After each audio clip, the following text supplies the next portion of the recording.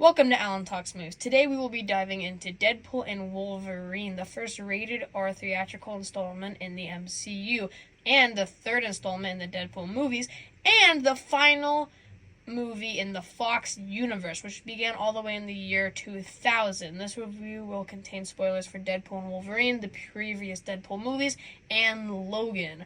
So, if you have not watched these movies or plan to watch them in the future with no spoilers, then I would watch this video another time.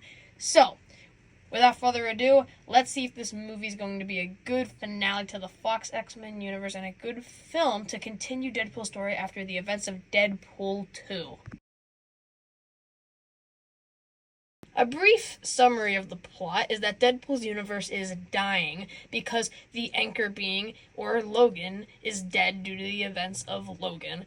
The TVA tell this to Deadpool, and he goes searching for a new Wolverine and finds one that let down his entire world. The rest of the movie is Deadpool and Wolverine going through the void with many exciting cameos and end up eventually saving the multiverse from Cassandra Nova. What do I think of the plot? I think the plot is incredible. It's a little fast-paced, and one small little complaint I have is that I was expecting them to be jumping from universe to universe, where the only two locations they really go is Deadpool's universe, the TVA, and the Void. Although this was a little disappointing, I still think the plot is great and that there's some great locations in the movie. Now, the characters are incredible.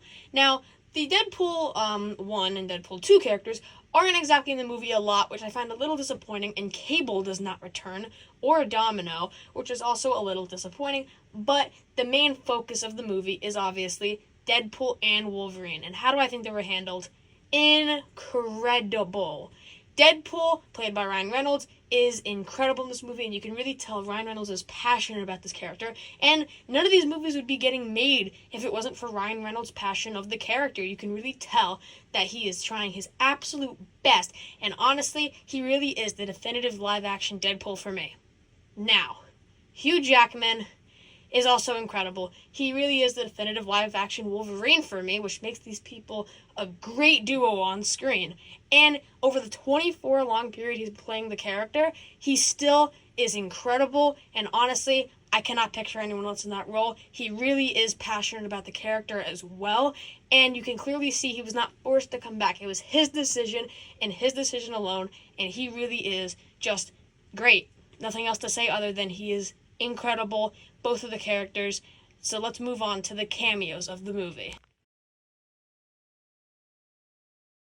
There are some pretty sweet cameos in this movie, one being Wesley Snipes' Blade back, which was a big surprise to me. We also got Elektra back from the Daredevil movie and the Elektra movie, which aren't great, but still great to see that actress come back to play the character.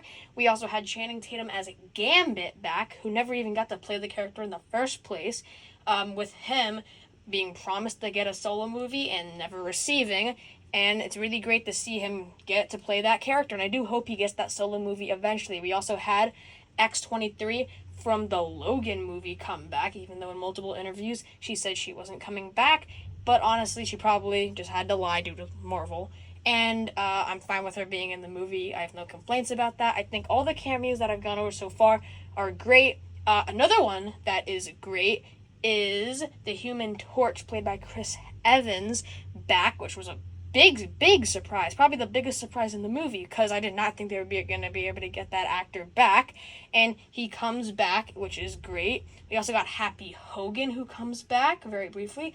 A lot of old villains from the X-Men franchise. For example, we have Toad, and for another example, we have Sabretooth, and Sabretooth is actually even played by the same actor, which I thought was great.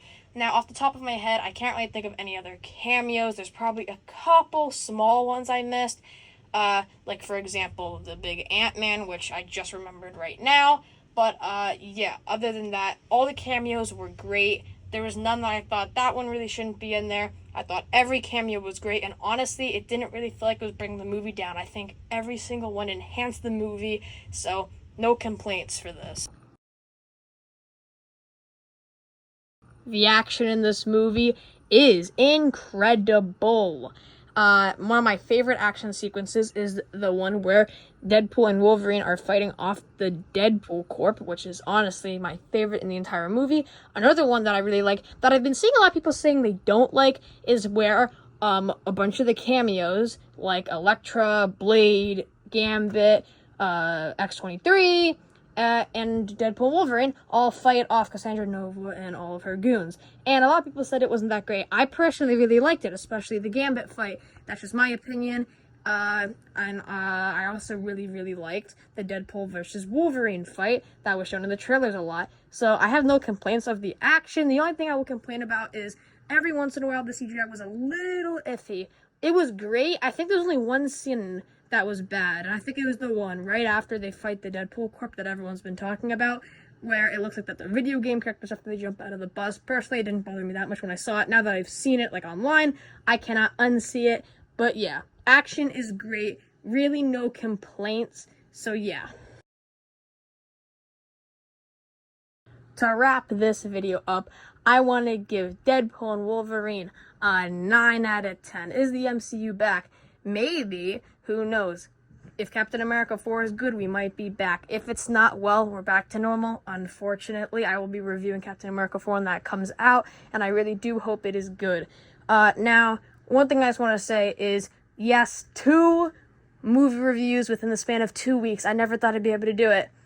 And honestly, I've been wanting to try and do weekly videos for a while now, and I'm finally going to start and trying to do it. Now, my schedule right now that I'm trying to plan out is next week Cameos with the Boys 3. Then after that, I'm going to do Venom 1. Week after that, Venom 2. Week after that, Venom The Last Dance. And then the week after that, Into the Bayverse Part 2. I know I said I'd do Into the Bayverse Part 2 after the Cameos with the Boys 3. But I thought I had an extra week put in there, and it just got screwed up. So I'm sorry about that. Anyway, only one thing left to say. The intro to this movie kind of slaps.